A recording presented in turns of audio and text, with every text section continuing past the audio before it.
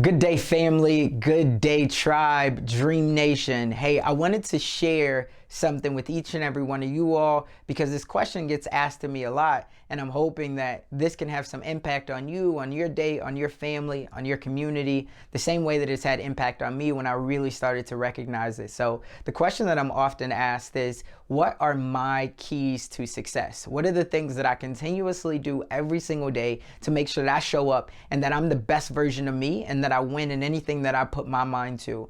And so I always boil this down to three things. And those are my three E's, right? And so the first E, to jump right into it, is energy, right? That's the one thing that I know going into each day, going into each situation that I can control. Whether that's negative or positive or even just indifferent, nonchalant, I know that I can control my energy. I can't control the result. I can't control the outcome, but I can control my energy and I can control my effort. So that's what I focus on. Every single day, I know that my day is going to be made up of one energy, but two transitions.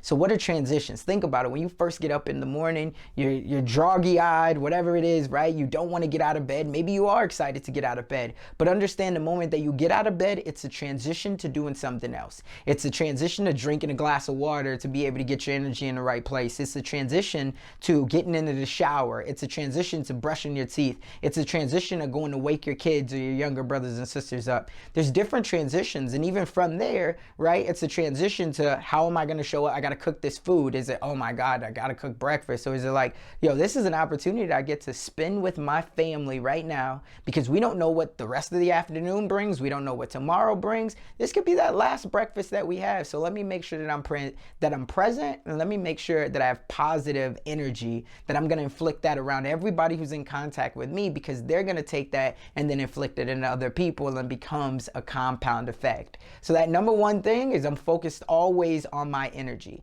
If I can inspire enough people to have great energy throughout their day, man, I tell you, when you smile, it's hard for somebody else to stay mad at you, right? If they know that your character and your intentions are in the right place, there's nothing deceitful, right? It's hard for somebody to stay mad at you, right? That's why kids are so beautiful, especially if you have any daughters, right? I know my daughter, she's always like, sorry, mom. Sorry, mom. She could have painted the whole wall. We just spent $10,000 on a paint job. It doesn't really even matter. And she could all of a sudden put some slime on the wall. And it's like, what? Why would you do this? I'm sorry, right? That smile, though, is the thing that's like, yo, let me just chill. Like, it's going to be okay. So that's what other people will respond to you, just like when you make a mistake, which we all do in life. Right? So the number one thing is energy. Number two is environment. Environment's so crucial because if you're anything like me, or it doesn't even matter if you're like me, you have an entrepreneurial mind. I say all the time, people are like, oh, I'm not an entrepreneur. Everyone's an entrepreneur. Because what entrepreneurism, if that's even a word, right? What entrepreneurship really is innovation and the ability to serve to solve problems. Right? Let me say that again. Entrepreneurship is really just innovation and the ability to serve to solve problems. So everyone is serving all day, whether you're serving for yourself or whether you're serving for your boss, right? Or whether you're serving for a nonprofit, you're serving already. You're serving your family, right? And it's innovation. It's figuring out, okay, these things are okay, but there's a lot of flaws in this. There's a lot of frustration in this. How can I make it better? Right? And who can I help with this frustration? Because I'm probably not the only one that's frustrated. So that's all entrepreneurship and innovation is. Well, when you first get in, the toughest part is we don't know who our tribe is. We don't know the people who we can go to. And one of the things that one of my brothers and mentors told me from early on, when I first started to really understand who I was in this business world and who I was in this marketing world and even personal development, he said, you know what? The fastest way to kill a dream is to introduce it to a small mind. Right? He said that. Let me say that again. The fastest way to kill a dream is to introduce it to a small mind.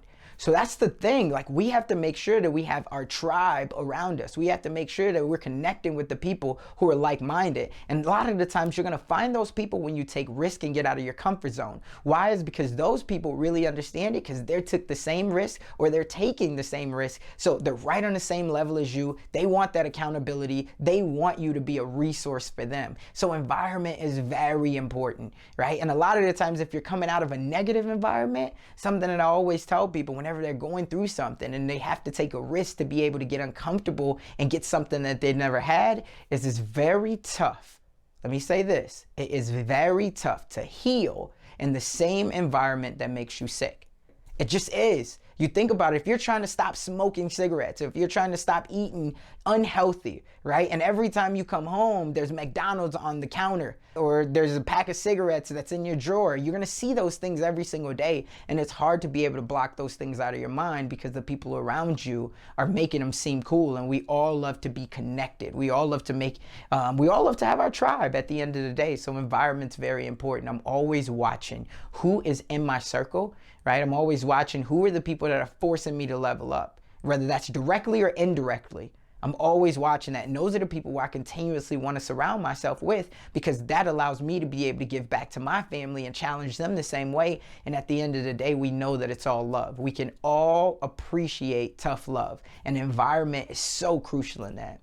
And what's the third thing? The third thing is exposure.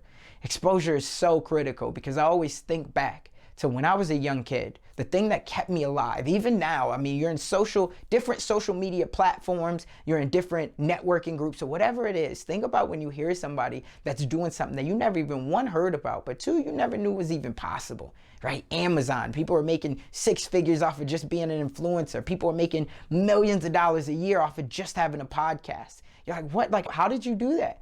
Right? People come from no degree, no real estate background, but yet now they have a development of over 1,000 units. How did you do that? And then you become inspired. Why? Is because you became exposed. Exposure is key to everything. The moment that you get exposed, again, it's like going back, like one thing that was said to me, and I always believe this, it's like the mind and the heart is really like a wallet. Once it's been expanded, it can never contract back to its original state. So once your mind has been exposed to these things, it's tough. That's why I know in the real estate world, one of the books that a lot of people read, at least when they first starting out, is Rich Dad, Poor Dad.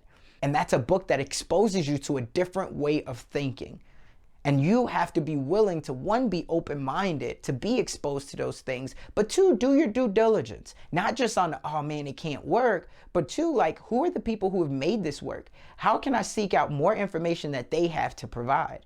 And so that's been a big thing for me as well, always making sure that I'm exposed. Think about it like this. If you have kids, if you have younger brothers and sisters, or maybe you're about to have your own kid, would you ever want them to be told no, they can't do something? Or would you ever want them to not try their hand at everything? Because they don't know yet in life what they really want to be. And I would say for each and every one of us, we really don't know yet in life where we really want to be. There's people that are making pivots and reinvention when it comes to themselves when they're 50 years old, 60 years old. Why? Is because they thought they wanted to be one way, but then they got exposed to this other way and it made them come alive. So that's the thing that I would challenge you to do. Every single day, make sure that you're exposing yourself to something new. And when you get exposed to it, circle back and say, okay, what type of energy am I bringing into this situation? Because if it's a negative one, then your environment that you've then put yourself in, your new environment, they're not going to want to keep you around. So what's going to happen? You're going to be pushed out and then you feel like you don't have any connection. So the way around that is make sure I bring good energy to a great environment and continue to expose myself. Hopefully that helps somebody out there, because when I first learned all of that, when I first put it down just like that, that allowed me to be able to know that anything was possible, and relationships, right? Mindset and relationships would be the true currency for all of my success. And that's the reason why I'm here today. So again, remember, in the dream we trust, but you must take action on your dream, whatever it is, because otherwise that dream will only merely be a fantasy. That's all for this one. If you got anything out of this video, please drop a comment below. I would love to be able to hear, or reach out to me. Reach out to me, to my team. We would love to be able to hear, was this valuable? Would you like to see more content like this? My whole goal is just to inspire somebody to go out there, live their dreams, and create a life by their design. And that somebody's you. We'll see you on the next one.